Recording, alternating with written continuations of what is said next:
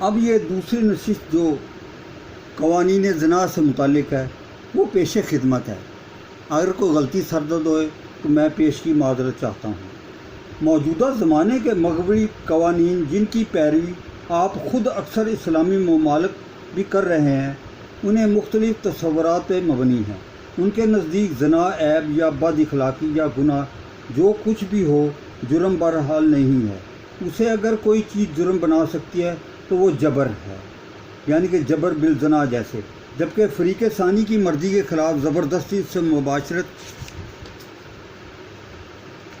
کو یعنی کہ ریپ کی جائے۔ رہا کسی شادی شدہ مرد کا ارتکاب زنا تو وہ اگرچہ شکایت ہے تو اس کی بیوی کے لیے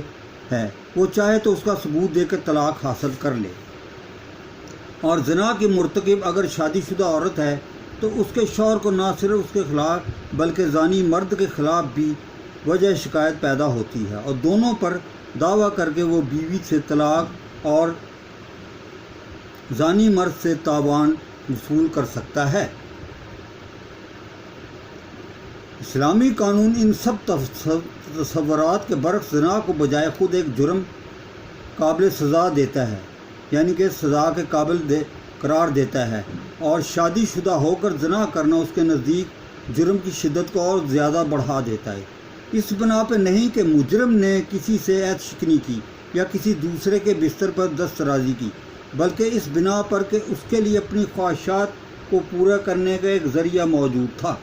اور پھر بھی اس نے ناجائز ذریعہ اختیار کیا۔ اسلامی قانون زنا کو اس نقطہ نظر سے دیکھتا ہے کہ یہ وہ فعل ہے جس کی اگر آزادی ہو جائے تو ایک طرف نوع انسانی کی اور دوسری طرف تہذیب و تمدن انسانی کی جڑ کٹ جاتی ہے۔ زنا کو قابل سزا فعل تو سن 3 ہجری ہی میں قرار دے دیا گیا تھا، لیکن اس وقت یہ ایک قانونی جرم نہ تھا جس پر ریاست کی پولیس اور عدالت کوئی کارروائی نہیں کر سکتی تھی، بلکہ اس کی حیثیت ایک معاشرتی یا خاندانی جرم کی سمجھی جاتی تھی، جس پہ اہل خاندان ہی کو بطور خود سزا دینے کا اختیار تھا۔ حکم یہ تھا کہ اگر 4 گواہ اس امر کی شہادت دے دیں کہ انہوں نے ایک مرد اور ایک عورت کو زنا کرتے دیکھا ہے تو دونوں کو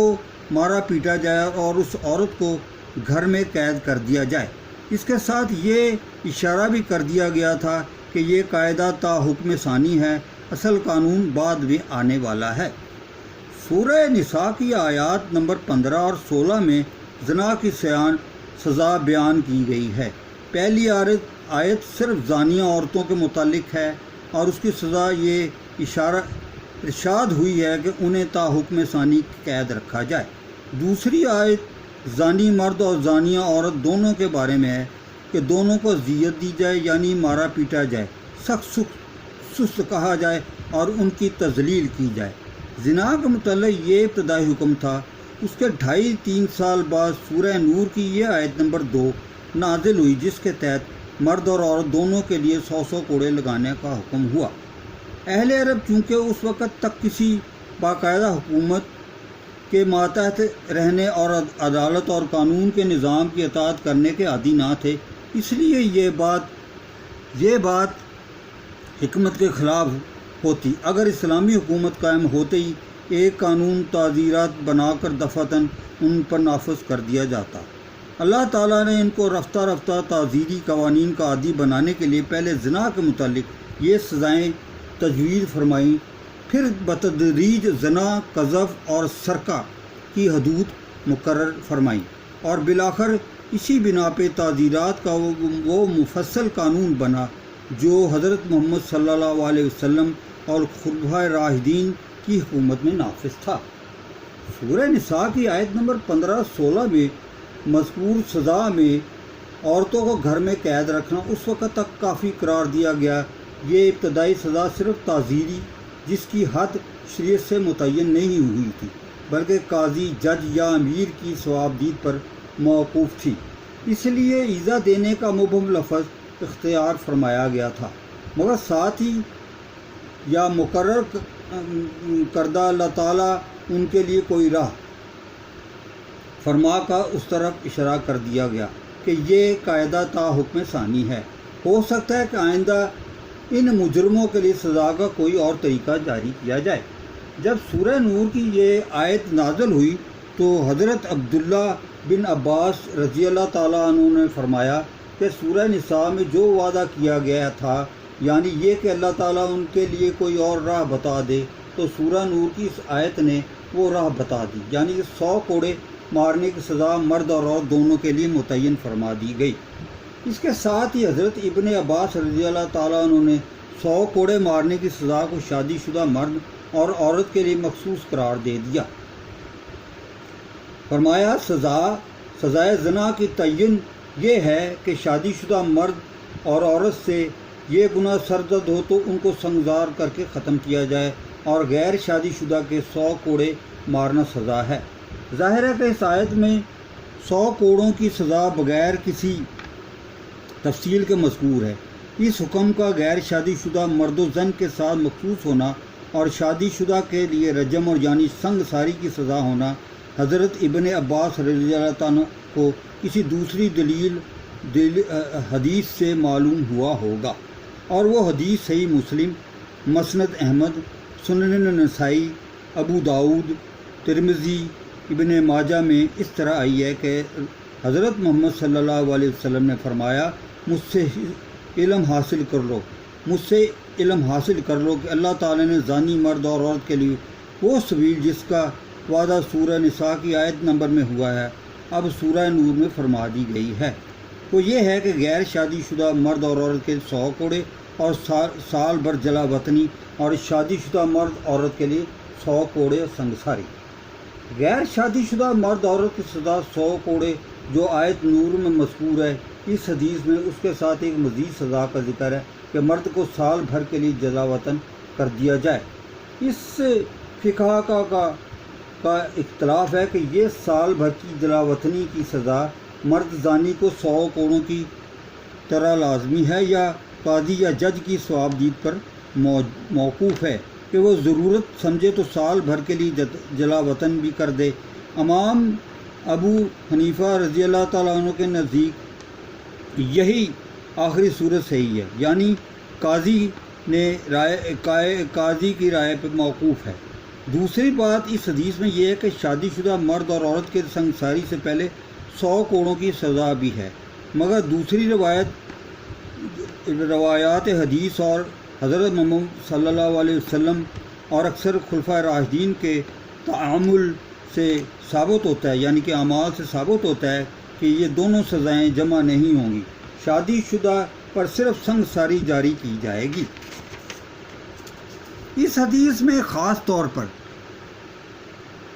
یہ بات قابل نظر ہے کہ نبی کریم صلی اللہ علیہ وسلم نے اس میں سورہ نساء کی آیت کی تفسیر فرمائی ہے، اور تفسیر میں جو بات سورہ نور کی آیت میں مذکور ہے، یعنی 100 کوڑے لگانا، اس پر کچھ مزید چیزوں کا اضافہ بھی ہے۔ اول 100 کوڑے کی سزا کا غیر شادی شدہ مرد عورت کے لیے مخصوص ہونا، دوسرے سال بھر کے لیے جلا وطنی کا اضافہ، تیسرے شادی شدہ مرد عورت کے لیے رجم اور سنگساری کا حکم۔ ظاہر ہے کہ اس میں سورہ نور کی اس آیت پر جن چیزوں کا اضافہ نبی کریم صلی اللہ علیہ وسلم نے فرمایا وہ بھی وحی اور حکم ربانی میں سے تھا، یعنی پیغمبر ان سے براہ راست سننے والوں کے حق میں وحی جو بصورت قرآن تلاوت کی جاتی ہے اور وہ وحی جس کی تلاوت نہیں ہوتی، دونوں برابر ہیں۔ خود نبی کریم صلی اللہ علیہ وسلم نے صحابہ کرام کے مجمع عام کے سامنے اس پر عمل فرمایا تھا۔ خلاصہ کلام یہ ہے کہ اس آیت میں زانیہ اور زانی کی سزا 100 کوڑے لگانا مذکور ہے، اور یہ نبی کریم صلی اللہ علیہ وسلم کی مکمل تشریح و تصریح کی بنا پر غیر شادی شدہ لوگوں کے لیے مخصوص ہے، اور شادی شدہ کی سزا رجم ہے۔ یہ تفصیل اگرچہ آیت کے الفاظ میں مذکور نہیں ہے، مگر جس ذات اقدس پر یہ آیت نازل ہوئی خود ان کی طرف سے ناقابل التماس وضاحت کے ساتھ یہ تفصیل مذکور ہے، اور صرف زبانی تعلیم اور ارشاد ہی نہیں بلکہ متعدد بعد اس تفصیل پر عمل بھی صحابہ کرام رضی اللہ تعالیٰ عنہ کے مجمع کے سامنے ثابت ہے، اور یہ ثبوت ہم تک تواتر کے ذریعے پہنچا ہے۔ یاد رہے کہ زنا کی سزا اسلام میں سب جرائم کی سزاؤں سے زیادہ سخت ہے۔ اس کے ساتھ اسلامی قانون میں اس کے ثبوت کے لیے شرائط بھی بہت سخت رکھی گئی ہیں، جن میں ذرا بھی کمی رہے یا شبہ پیدا ہو جائے تو زنا کی انتہائی سزا، جس کو حد کہا جاتا ہے، وہ معاف ہو جاتی ہے اور صرف تعزیری سزا بقدر جرم باقی رہ جاتی ہے۔ تمام معاملات میں 2 مرد یا 1 مرد 2 عورتوں کی شہادت ثبوت کے لیے کافی ہو جاتی ہے، مگر حد زنا جاری کرنے کے لیے 4 مرد گواہوں کی عینی شہادت ضروری شرط ہے، جیسا کہ سورہ نساء کی آیت میں گزر چکا ہے۔ دوسری احتیاط اور شدت اسی شہادت میں یہ ہے کہ اگر شہادت زنا کی کوئی شرط مفقود ہونے کی بنا پر شہادت رد کی گئی تو پھر شہادت دینے والے کی خیر نہیں، اس پر قذف یعنی زنا کی جھوٹی تہمت کا جرم قائم ہو کر حد قذف 80 کوڑے لگائے جانے کی صورت جاری کی جاتی ہے۔ تو یہ جناب بیان تھا یعنی کہ قوانین زنا سے متعلق، جو کہ قرآن شریف اور احادیث کی روشنی میں آپ کے سامنے بیان کیا گیا۔ آپ ان دونوں نشستوں میں جو بیانیہ دیا گیا ہے، آپ اس کو بڑے خصوصی طور پہ، کیونکہ یہ کسی انسان کا نہیں ہے، یہ اللہ تعالیٰ کے قوانین کے تحت ہی ہے، جس کو